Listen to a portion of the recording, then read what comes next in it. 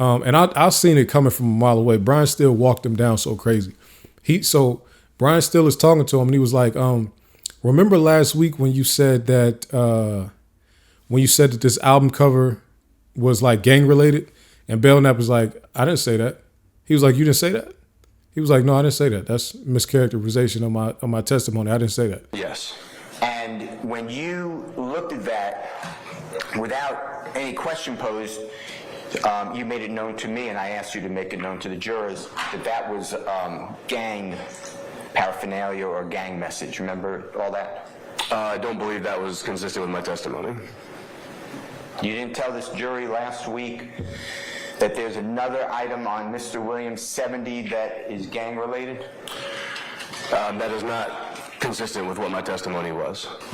The jurors will recall what you said, but do you deny telling the jurors that you believed that was done for a gang message? Again, my testimony was specifically that this was of note to us as investigators for the potential message that it was going to send to rivals and the potential to reignite a gang war that had been going on for quite some time at this point.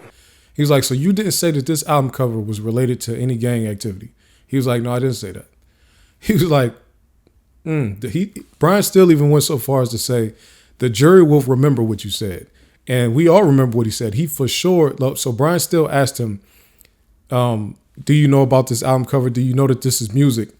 And he said, yeah. And remember last week I said, I don't understand why Brian Steele is letting Belknap talk so much, because he's explaining this album cover and making it gang related when he should have cut him off. But Brian Steele, that's why he gets paid the big bucks and I don't. Brian Steele actually used all of that explanation that Belknap gave and used it against him to make him look like a liar. So he said last week, he said all that stuff about Super Slimy being gang related, and this is the dead bird and the snake crawling through it and all that, and how he knows. So then Brian Steele says, everybody heard what you said last week. You said it was gang related. Belknap was like, no, I didn't say that. You asked me for context, and I gave you context about the gang relation and all that. But we can go back and remember, Brian Steele didn't ask that man about no context.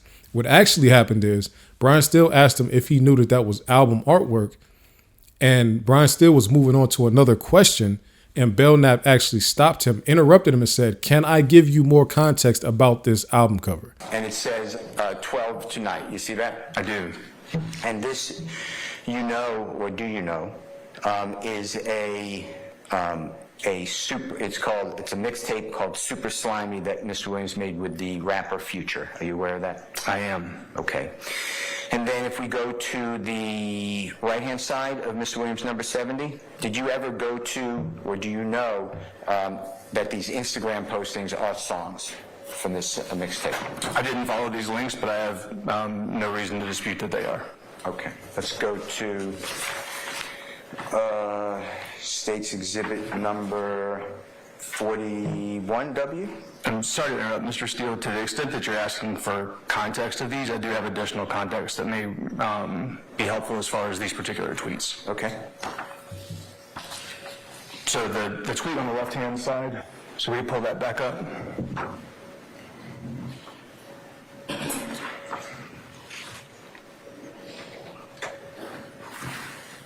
So this particular image was of note to myself and other gang investigators, particularly during this time period.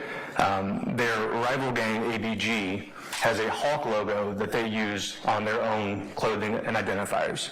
As you can see on the cover of this, there's a hawk skull with a snake, the symbol for YSL, climbing through the eyes of this skull of a hawk. Is that anything else? I believe that's all. Okay. And for whatever reason, Brian Steele let him. And then Belknap proceeded to say, this is gang related. This is related to this other gang that they're beefing with, whose symbol is a bird. And we see these references to a snake killing the bird, or we see the bird killing the snake in different references. Belknap went forward to say all that, so much so that when Belknap went and did all that, Brian Steele said, are you done? And then he moved on. So shortly after that, this is how he walked him down, right? So that wasn't even a walk down. The walk down was this right here. So he said, so remember when we was going through those tweets, right? And when you went through the tweets with the prosecution, you knew that some of those tweets were song lyrics. He was like, yeah, I knew. He was like, but why didn't you tell the prosecutor, or why didn't you tell the jury that these were song lyrics and you knew they were song lyrics? And he was like, because I wasn't asked that. Like, no, they didn't ask me if it was song lyrics, so I wasn't gonna say that. And he's like, you can't tell them that these were song lyrics even though you knew? He was like, no, I'm not gonna say anything that I don't know. He was like, that's interesting because just last week you said a bunch of stuff about that Super Slimy album cover that I never asked you. You testified last week that you knew that some of the tweets that you testified to on direct examination with the prosecution, you knew them to be lyrics from songs. Remember that? No, I believe I testified that I believed some of them to be lyrics from songs, or that I didn't dispute your assertion that they were lyrics from songs. Okay. And you said that the reason you did not mention that on direct examination is because you were not asked. Do you remember that? I don't recall that, but no, I wouldn't have made statements that I wasn't asked. Why wouldn't you correct and say this tweet may be or is from a song, even if not asked by the prosecution? Why wouldn't you tell the jurors that? Well, I can't answer things that aren't asked by the prosecution under direct examination. On Mr. Williams' number 70, I did not ask you about that image. You brought that up and said, there's something else I want to say. Well, Remember that? to your point, you brought this image up. I did not. The state did not. You brought this image up, and you asked for context around these images and around these tweets. What I wanted to share with the jury was that it was of note to us when we saw this, given context outside of just what was happening on Twitter or on an album cover at that time. I don't believe that I said Mr. Williams' name, and that was the extent of my testimony to this, given that context around this. When I was under direct examination, I wasn't asked to give context for any of the tweets that I read into the record. And to the extent that I would have been asked, it is not uncommon or unusual for someone to quote a lyric, a movie line, a poem, or anything else to express a sentiment. And using a song lyric for that doesn't change that that's how people use lyrics regardless. So that was, to me, that stood out a lot to me because I'm like, the jury, I feel like the jury is going to cling on to this. And this is where, now this is where it makes it interesting to me that they didn't cross-examine Belknap the first time he went up on the stand, is because I would think that if you have a witness that's anti your agenda or against what you're trying to portray, you would want to make them look incredible, because Belknap is not a normal expert witness like a scientist or something like that. Belknap is an expert. He's an expert witness that has motive to want to see YSL lose in this situation. So he's not just here in an objective capacity to give expert testimony. That's not what he's here for. He's here to help the state convict. So, and I don't even know how they were able to let him be an expert witness, because he's so biased, it's crazy. But he's there with a clear agenda. So I think that you would want to make him look from the beginning the way they're making him look now. So now Brian Steele is doing a great job now of making him look biased and not credible, because he's up there lying. He's up there not only lying, he's up there making up stuff to like try to tie it to a gang. They asking him like, so you saying all this about this album cover, do you even know if Jeffrey Williams was even involved in making that? He's like, no, I don't know, but I don't even need to know. Like, I know that that's a bird and that's a snake, so that's gang stuff. Like, that's the type of way he was answering them questions. So I'm just like, yeah, I see the vision. I see Brian Steele's vision with that one now, because at first I was like, I didn't understand what he was doing, because it wasn't making sense to me. But like I said, this is why Brian Steele gets paid the big bucks and I don't, because I see the vision now. Okay. So let me see what else happened, man. Let me go through. Let me go through here. And also there was more testimony from Belknap, and then eventually they got to the end of Belknap's situation, right?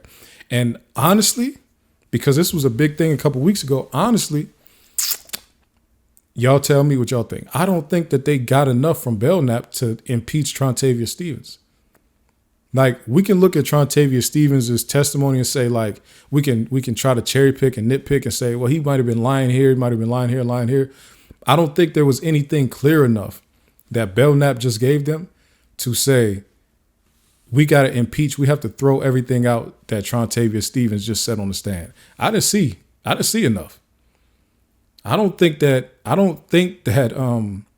bringing Belknap back was as effective as I thought it was going to be originally. And maybe because it's only one time and it doesn't hit the same as if he keeps coming back. But I thought it would be a lot more convincing. But mainly the reason I thought it'd be a lot more convincing is because we didn't see Belknap on cross-examination before. Remember, because they let him go before without cross. So I didn't know how they were going to attack him as an expert witness. But I think they actually did a great job. First of all, he does not look like an expert witness right now. He looks like a biased cop. And it's very evident. He looks like a biased cop. To any jury, he's going to look like a biased cop. And he looks like he's kind of making stuff up.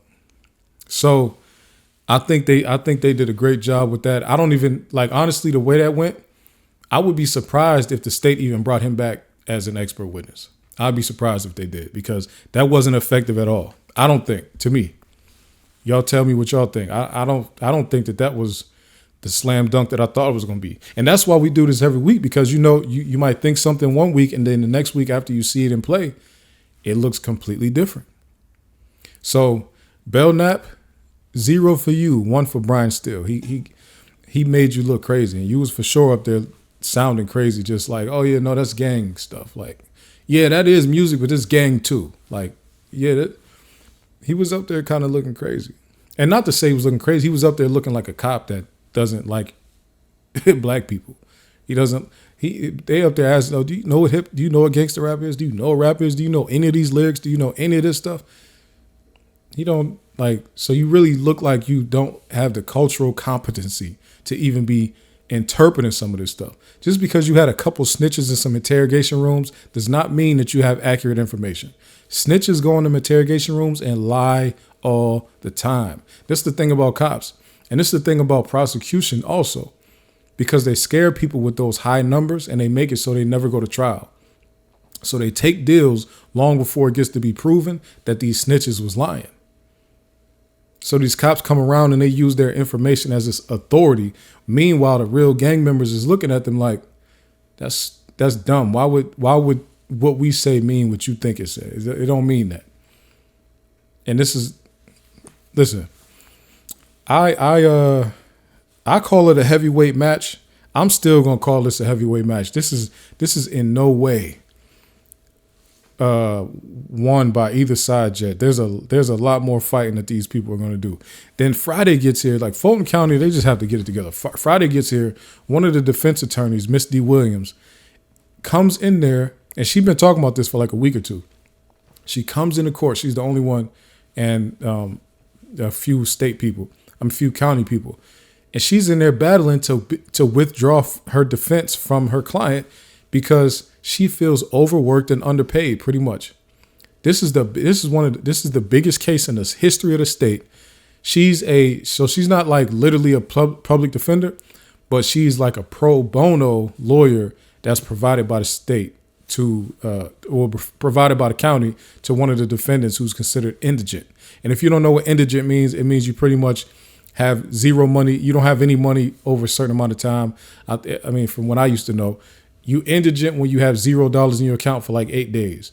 So then you could start. So once you have $0 in your accounts for that long, you can start accessing certain free benefits from the state or the county. So I don't know what the rules are like in Georgia, but indigent pretty much means you're poor, you don't have anything, so you need help and assistance. So she's a pro bono lawyer provided by the county, and she's looking at it like, I'm making so much less money than I would be making as a defense attorney normally. So for me to have to spend my entire every single day doing this case only for the next however long, and y'all are only about to pay me this little bit of money, I can't go forward like this. So she was about to withdraw. So they come into the court on Friday and they bring in the representative that works. She's above all the public defenders in Fulton County. She was a lawyer for a long time, and now she just oversees the whole public defender's office or whatever. And she was like, pretty much, this is our process. This is what we do. We only have a certain amount of resources, so we have to pay you what we can pay you. And it is what it is. Pretty much, she pretty much is like, it is what it is. And they pretty much negotiated, came to terms and said, all right, we're going to pay this lady $5,000 a month per year, $5,000 a month per year, every year that she works this case, right? And that's pretty much all they can offer her. And she said, okay, they agreed to whatever, but she had another demand. Miss D. Williams had another demand that she wanted, or another request, I guess. And her request was that when she gets overwhelmed, she needs to be able to tap in with the public defender's office and get them to send her another lawyer to help. So what I just discovered from what they said in court today on Friday is that Miss D. Williams defending her client, she's the only one with a client that only has one lawyer. Every other client and every other defendant on the trial right now has multiple lawyers. So they have resources and they have eyes and ears everywhere. They can spread out and share work. This lady is working on her own on the biggest case in the history of the state with an indigent defendant. So she doesn't even have the same motivation as somebody that's making $2,000 an hour every hour that they work. You know what I'm saying? Like Brian Steele, if he was having to do all the work himself, it would be more worth it because of how much money he's getting paid. But this lady is not getting paid for a lawyer. She's essentially not getting paid anything. You know, $5,000 a month as a lawyer is not, it's not what you signed up for. So it's tough. It's tough for her, but they ended up agreeing and she ended up saying, all right, I'm gonna stay on. You could just see it in her face though. She's just like drained and defeated and this is just too much. So shout out to her, man. I hope she, man, I don't even know. This case is nowhere near over. So this is just the beginning, young lady. But shout out to you. You getting a hard, like learning lesson in like being in the lawyer world. And actually, as you go forward in life and as you go and progress in your career as an attorney, you'll have something to give other young attorneys because it's unlikely that anybody will see a case like this again. So you'll have something to give young attorneys to say how you got through this type of situation when you just, you know, because all these other attorneys on this case, they have had long careers. They done made enough money that they could take a case like this where they don't get paid every day or whatever. And they okay. She looks young though. She looks very young to me. So shout out to her, man. Young lady, keep your head up if you see this. I'm sure you don't have any time to watch YouTube videos because they running you, working you to death every day. Emails, calls, meetings, and then trial, and then arguments, sidebars, recess where you still got to work. Oh, shout out, man.